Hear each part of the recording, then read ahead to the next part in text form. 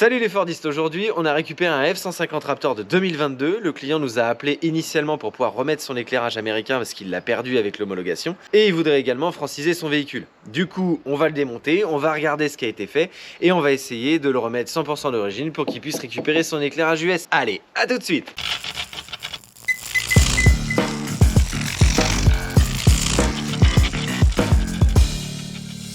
Bien, donc là le véhicule, on n'y a pas touché, il est dans son état d'origine post-homologation et la calandre est complètement éteinte. Du coup, ce qu'on peut en déduire, c'est qu'il y a eu des modifications soit de codage, soit électrique pour que la calandre ne s'allume plus. On va modifier tout ça.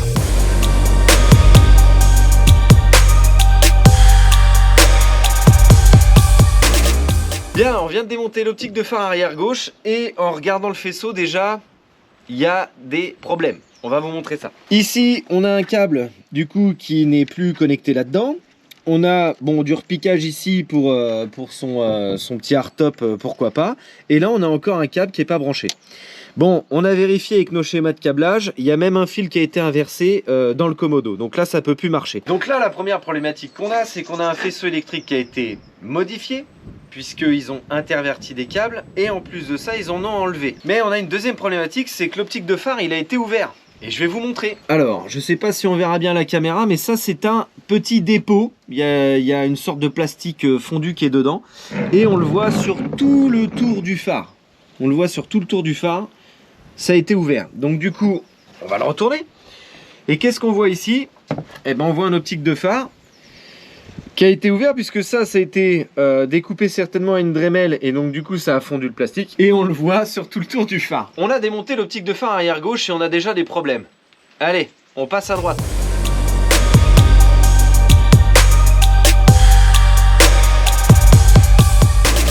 Et bien là on a exactement la même chose. On a un faisceau électrique qui a été ouvert avec un fil qui n'est pas connecté et un second fil qui n'est pas connecté.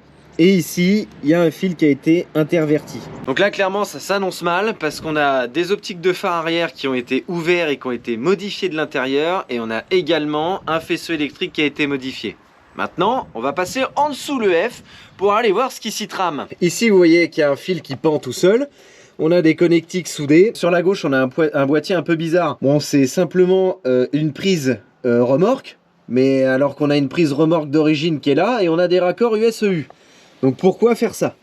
Ensuite, on a un feu de recul qui a été ajouté et ils ont percé la carrosserie. Bien, donc ce que je vous ai montré en bas, il y a encore des modifications. Donc il y a du repiquage qui a été fait sur ce côté-là, donc l'arrière gauche.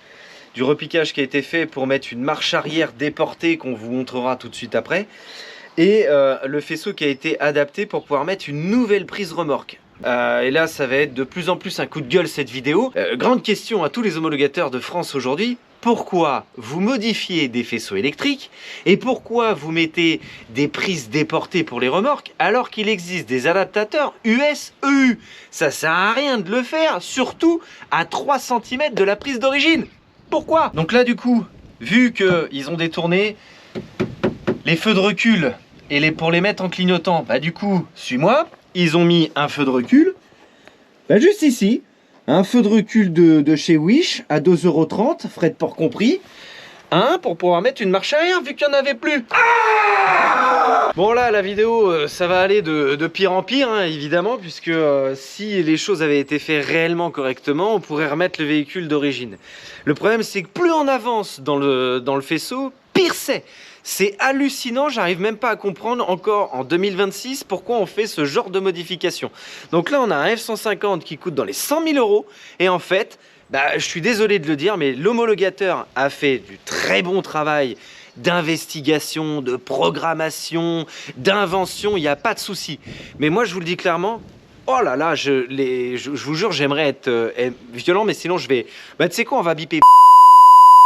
Excusez-moi, ça a été censuré. C'est pas bien ce que t'as fait. Petit message pour celui qui a fait ça. T'es un super électronicien. Y a pas à dire. Acheter des cartes chez Wish à 5,39 € parce que oui, on t'a retrouvé sur Wish. Et les programmer pour dévier des feux de jour, pour... Oh, mais t'es un génie, mon gars. Parce que t'as tout éclaté. Je vais te montrer. Donc ça, mon petit bonhomme, ça, c'est une petite carte à 5,39 € de chez Wish. Et du coup, regarde où c'est repris. C'est repris sur le faisceau d'origine. Voilà. Et là, encore pire, là, t'as percé ici. T'as percé, il est plus étanche, putain. Donc là, clairement, on a remonté tout le faisceau, on a regardé tout ce qui a été fait, on a tout épluché. On a tenté de remettre d'origine, évidemment.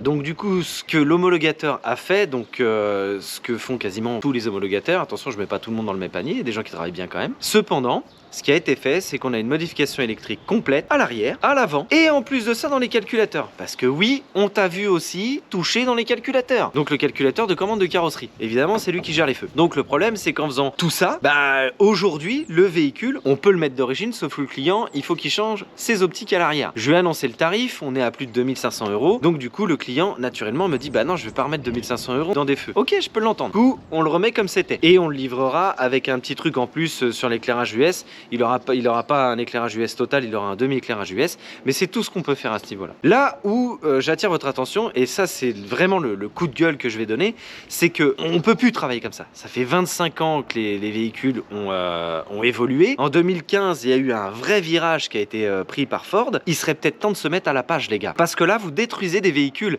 Là, vous livrez des véhicules à des clients où vous aurez forcément du SAV puisque les optiques de phare sont plus étanches.